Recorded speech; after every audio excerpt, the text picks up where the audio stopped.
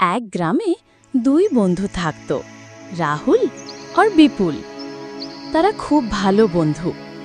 একদিন রাহুল বলল, চল বিপুল, সামনে যে জঙ্গলটা আছে ওখানে অ্যাডভেঞ্চার করতে যাই।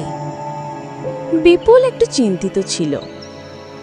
জঙ্গল মানে বিপদ হতে পারে, তবে যদি আমরা একসঙ্গে থাকি তাহলে সমস্যা হবে না।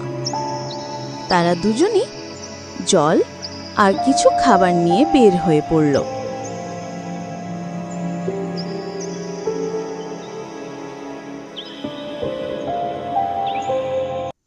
জঙ্গলে ঢোকার পর সব কিছু যেন অন্যরকম।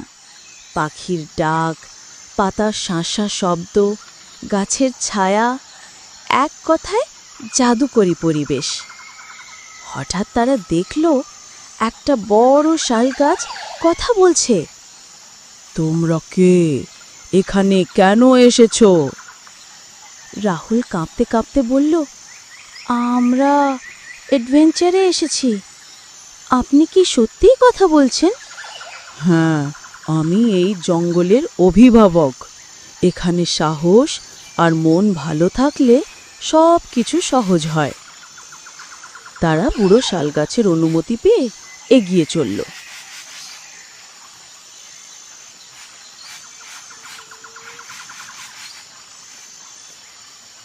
কিছু দূর গিয়ে তারা হারিয়ে গেল। চারপাশে অন্ধকার, কোথাও পথ দেখা যায় না। তখন একটা শেয়াল এসে বলল, তোমরা গাছপালার বন্ধু হতে এসেছ না তো চোর পথে ঢুকেছ? বিপুল শান্তভাবে বলল, আমরা কিছুই নিতে আসিনি, শুধু জঙ্গলের সৌন্দর্য দেখতে চেয়েছিলাম। শেয়াল মামা হাসল, তবে ঠিক আছে, সত্যি বলেছ দেখে আমি তোমাদের পথ দেখিয়ে দিচ্ছি।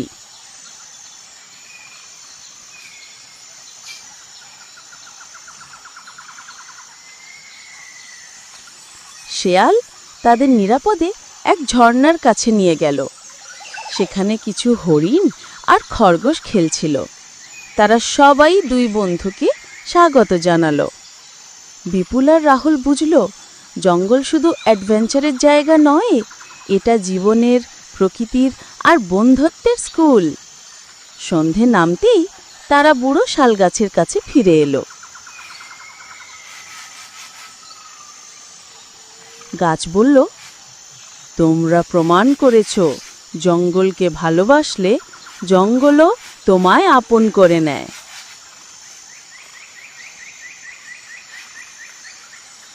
রাহুল আর বিপুল ফিরে এলো নিজেদের গ্রামে এক নতুন শিক্ষা নিয়ে। প্রকৃতিকে ভালোবাসো, বন্ধুদের পাশে থেকো আর মন সাহসী রাখো।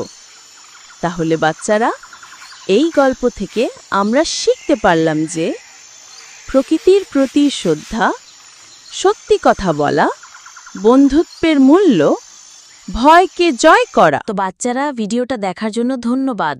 আর ভিডিওটা সাবস্ক্রাইব, লাইক আর কমেন্ট করে নিও।